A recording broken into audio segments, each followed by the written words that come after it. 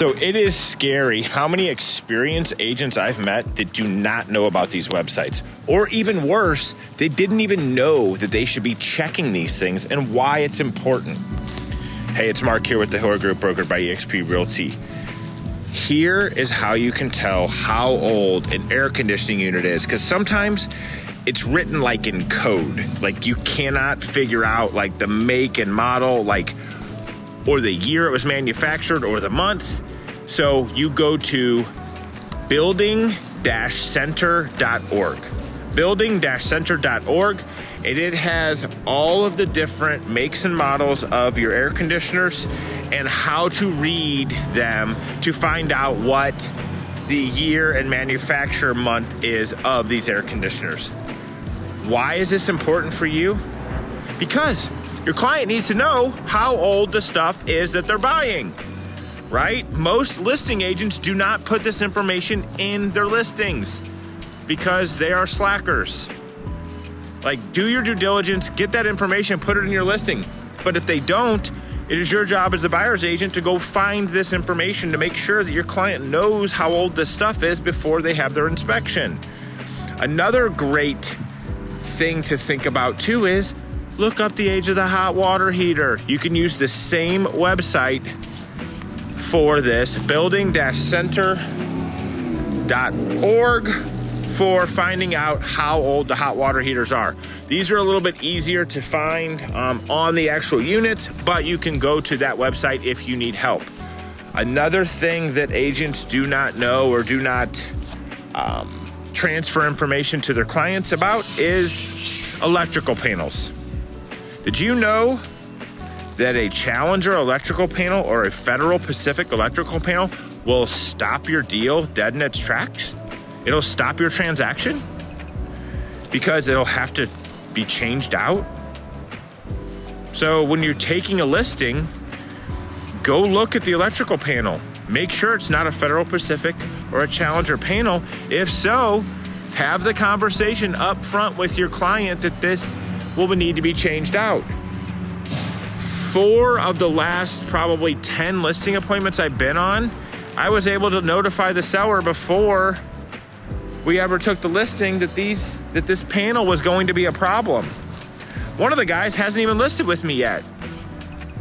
He's going to, but guess what? I was able to provide value and help him. He went ahead and got it changed out, but he wouldn't have known if it wasn't for me notifying him of this.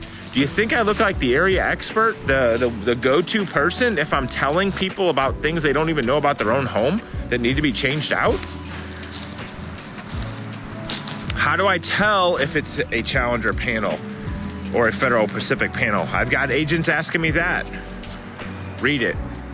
It says it right on there. Right on the little tab where you open it, typically right there will say who the manufacturer of the panel is. You also want to make sure on these panels that you check the exterior panel as well. There's the breaker panel that's outside where the power typically comes into the home. There are Challenger panels outside, exterior ones too, that may need to be swapped out as well. So make sure you check the inside and the outside panel to make sure. These panels were very prevalent in the Rocky Bayou area for the homes built in the mid to early 90s. A lot of houses in that particular area had these Challenger panels put in. So what does the cost look like for changing out these panels? That's going to depend on the panel, depend on how big it is. And I would guess somewhere between $1,000 to $3,000 is what it's going to run. If you need the name and number of a great electrician who can help with your panel swaps, hit me up, send me a DM. Gladly pass along his information. He does excellent work. He's a one-man show, and you'll be very happy with his work. This also leads me into one of the other things that agents don't pay attention to or do enough research on: aluminum wiring. A lot of homes in the late 70s have aluminum wiring. Anybody know why?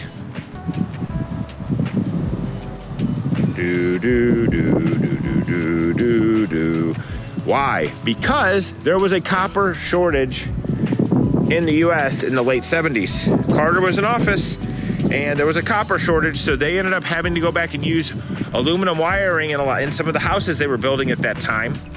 And aluminum wiring has an issue on the connections. When it connects to something, it's a great conductor, but when it actually is used to connect to, let's say, like a switch or an outlet, that it becomes brittle when it gets too hot, so it becomes a fire hazard. And aluminum wiring is no longer allowed by 99% of the insurance companies. So if you have a house that has aluminum wiring, do your due diligence. If it's a house built in the late 70s, ask the home seller, hey, does this house have aluminum wiring? Double check. If they don't know, they may have bought the house. If they've been in there longer than probably, 18 years, the house could still have aluminum wiring. They don't know it, and it was not an issue when they bought the house. But it will be an issue when they sell the house. So make sure you're doing your due diligence and check to see if the house has aluminum wiring. So you can be proactive versus reactive and make sure that the seller knows that, hey, yeah, you've got aluminum wiring, but you can get it done once you get under contract. But you need to notify the buyers up front that the house does have aluminum wiring and you're planning to get it swapped out. This is something on average, cost-wise, you can guesstimate about $10 a foot on the square footage of the property. Don't use the heated and cooled though. You're gonna need to use the entire total square footage of the house, not just the heated and cooled, because they will have to swap out all the wiring in the garage. So make sure you're including that garage square footage as part of your estimate on the rewiring of a panel. Of a house. How do you find out if the house has aluminum wiring? Pop a switch cover off. Look and see if there's aluminum wiring connecting to that switch, then it's aluminum. Pop off the electrical panel cover and look and see. Do you see aluminum wiring or copper wiring in there, right? So aluminum wiring is not only the late 70s. We did have some of that in the 50s and 60s here. And some older types of wiring that you should also be concerned with is cloth wiring. Most of that is kind of like 30s, 40s, and then early 50s on some of the cloth wiring. But these are things you need to be looking out for and make sure that you are notifying your clients of prior to the inspector finding out. Proactive versus reactive. We've got too many reactive agents in this market, and us proactive ones are sick and tired of it. Have a great day.